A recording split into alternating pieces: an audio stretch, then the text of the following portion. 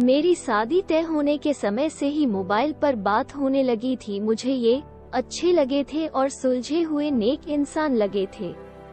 मैं अक्सर इनसे पूछती कि अगर मेरी और आपकी माँ में कभी कोई झगड़ा हुआ तो आप किसका साथ देंगे। इनका जवाब होता, पता नहीं। बस इसी एक बात के अलावा मुझे ये बहुत अच्छे लगने लगे थे। जब मैं पहली बार इस घर में आई थी तो बहुत अजीब सा था। मेरे घर में सब कितना घुल-मिल कर रहते। कभी कभी तो हम मजाक मजाक में किसी एक को चिढ़ाने के लिए उसकी थाली में रखे खाने को खा जाते, और यहाँ मजाल की कोई एक कमरे में एक टेबल पर बैठकर भी खाना खा ले। सब राजा बाबू हैं, सबको अपने अपने कमरे में खाना खाने का शौक है। इनकी माँ से बड़ा डर लगता मुझे, जाने कब टोक दें। मैं कभी भी सुबह उठने की आदी नहीं थी, पर यहाँ नियम से जल्दी उठ जाती। एक बार देर से नींद खुली तो देखा कि सासू माँ किचन में नाश्ता बना रही है। मेरे प्राण ही सूख गए कि आज तो ये बुढ़िया मेरी जान ले लेगी। पर कुछ कहा नहीं सासू माँ ने, बस पूछा कि तेरे लिए भी सेक दूं रोटी या नहा कर खाएगी। मुझे लगा लेट उठने पर व्यंग करेगी।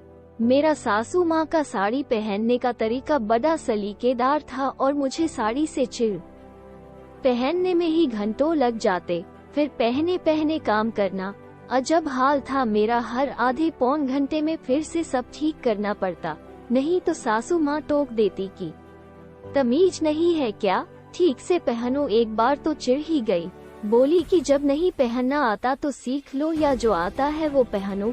कार्टून क्यों बन जाती हो। बहुत रोना आया था मुझे।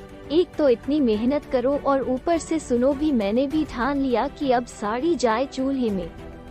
पति की भी बड़ी खराब आदत थी, घर आते ही पहले अपनी माँ के पास आकर बैठ जाते और कभी कभी तो घंटों बैठे रहते। किसे अच्छा लगेगा कि उसका पति उसके पास नहीं अपनी माँ के पास बैठ जाए। ना जाने क्या खुसुर फुसुर करते दोनों। कई बार जब बहाने से उनके सामने आ जाती तो ऐसा लगता जैसे बात बदल दी हो।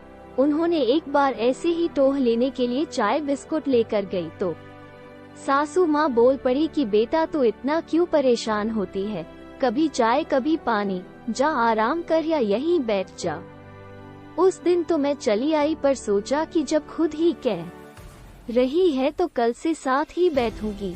साथ बैठी तो लगा कि ये लोग तो फालतू बातें करते रहते हैं, या मेरे ही सामने ऐसा बन रहे हैं। जब मेरे बेबी होने वाला था तो डरते डरते पूछा था कि बच्चे का क्या नाम रखेंगे माँ। कितना खुश होकर सासू माँ ने जवाब दिया, कान्हा।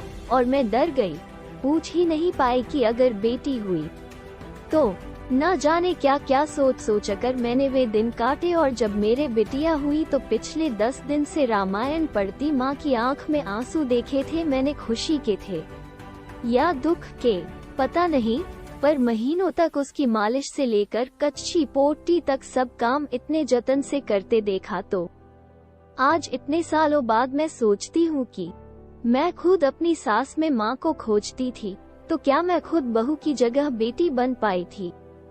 पता नहीं क्यों हम बहुएं अपनी सास में माँ को खोजती हैं। अगर सास मेरी सासू माँ जैसी होती है तो ईश्वर से प्रार्थना है कि मेरी अपनी माँ अपनी बहू के लिए मेरी सासू माँ जैसी बने।